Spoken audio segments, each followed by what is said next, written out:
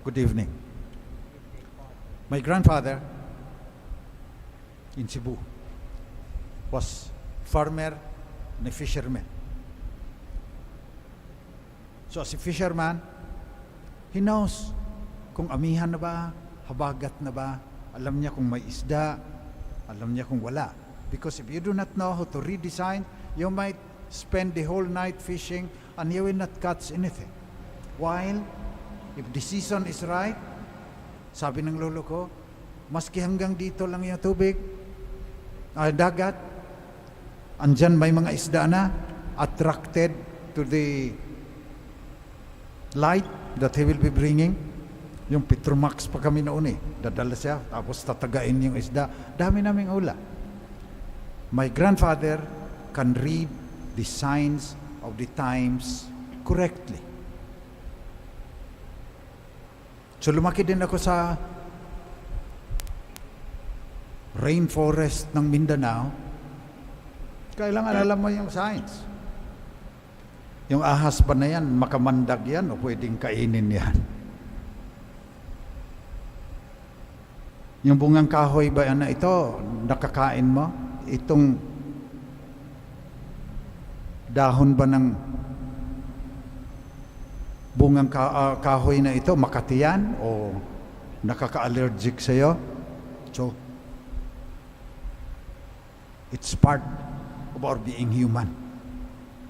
If we do not know how to read the signs, especially if it is most important for our life,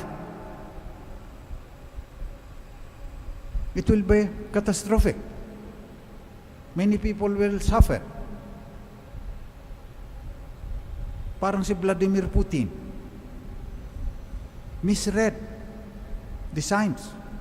Una, akala niya yung mga Ukrainians will welcome the Russians with open arms. Lumaban. Yung presidente nila na comedian, ang tapang ngayon.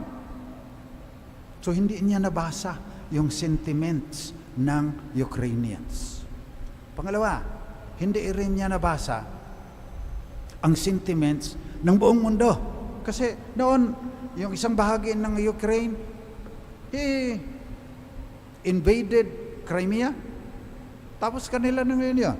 Gusto rin niyang i-invade because there are some parts, according to him, of Ukraine with Russian sympathizers. But the world got angry. Sarado ngayon ang kanilang central bank. I don't know how long Russia can last. Umalis yung mga malalaking kumpanya from Europe and the United States. Yung banks nila hindi maka-negotiate. No financial transaction with the other banks. Inalis sa SWIFT. So sign din si Putin. Lesson din sa atin si Putin. Read the signs of the times correctly. So sa buhay natin, especially when we make important decisions, sabi ni St. Ignatius of Loyola, discernment is crucial. So that's another skill, to discern, to read correctly the signs of the times. The Lord said, "You are an evil generation. Seek for a sign." Hindi naman kayo marunong bumasa ng sign. Buti pa yung mga taga Nineveh, nung pinadala si Jonah, naniwala. So sometimes we need prophets to tell us what the right interpretation is.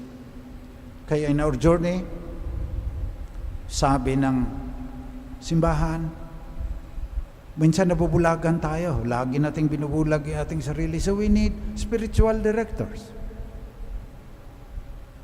Yung mga seminarista, may mga spiritual directors yan. Tsaka, ang tagal ng discernment process para maging pare. Yung kapapasok lang, baka 10 taon bago maging pare yan. Ginagawan lahat ng paraan ng simbahan para tama ang pag-discern niya sa kanyang calling, sa pagtawag ng Diyos. Pagkatapos 10 taon na, pagkatapos may ilan pa na nagiging pedophile. Kasalanang malaki na yun. Ilan lang yan. Pero nagbigay ng malaking kahihiyan sa simbahan. Binigyan ka ng pagkakataon. May 30-day retreat, Ignatian method. 30 days. Pinapapili ka. Babylon, Jerusalem. Satan or Jesus Christ. So maraming meditation na binibigay. Mga Jesuits, pag sila ang nagbigay ng 30-day retreat to discern correctly what God wants you to do with your life. The signs of the times. So let us pray today that God will take away the scales from our eyes. Parang si Saint Paul nung dinasalan ni Ananias, bumagsak yung parang mga kaliskis ng isda sa mata niya, nagpabulag sa kanya. Yun ang ating dasal ngayon sa misang ito. Kasi we will be very sad if we make the wrong decisions, and we see too many people making the wrong decision. Sometimes we make wrong decisions kasi yung lumaan ng framework, pinapataw natin sa bago. So let us pray today. Ano ang signs of the times? COVID-19, pababa na, pero hindi natin alam, baka biglang may mutation na naman yan. COVID-19 is a sign of the times.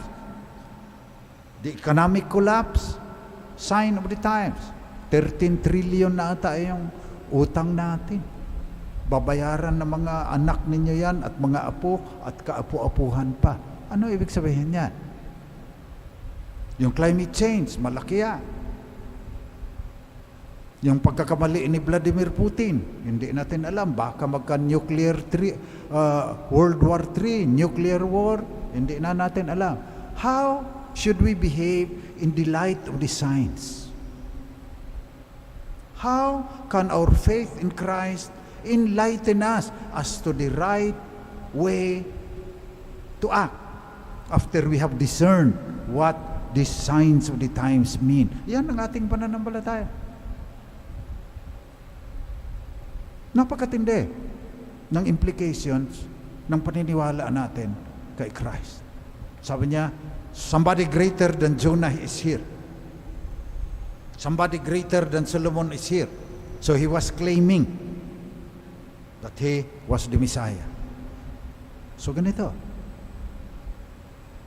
Ang tanong, pag-discern. If Jesus Christ is the Son of God, at sinabi niya sa Ebanghelyo ngayon, how should life be lived? Paano tayo dapat mabuhay kung totoo na si Kristo tinanggap natin completely, tagapagligtas ng mundo, ang banal na diwa na naging tao upang iligtas tayo? Paano tayo dapat mabuhay? Kaya sabi ni Karl Barth, Protestant theologian, dapat tayo sa kaliwa, newspaper. Siguruhin nila lang na tama yung nilalagay dyan. O kaya nanonood na kasi tayo ngayon. Social media na laptop na at saka tablet at saka mobile phone. Tignan mo yan. Siguruhin mo na totoo ang sinasabi dyan para real sign of the time. Sabi ni Karl Barth, sa kanan naman yung Biblia. Converge mo yung dalawa, then you will be able to interpret the signs of the times correctly, and you will be able to choose the right behavior, the right action in the light of the signs of the times, read under the light of the Word of God. So that is what we should pray today. We just finished our novena to our Mother of Perpetual Help. We will pray to her again so that COVID-19 will completely disappear. Let us also pray to God through the intercession of the Blessed Virgin Mary that we will be able to interpret the signs of the times correctly. And then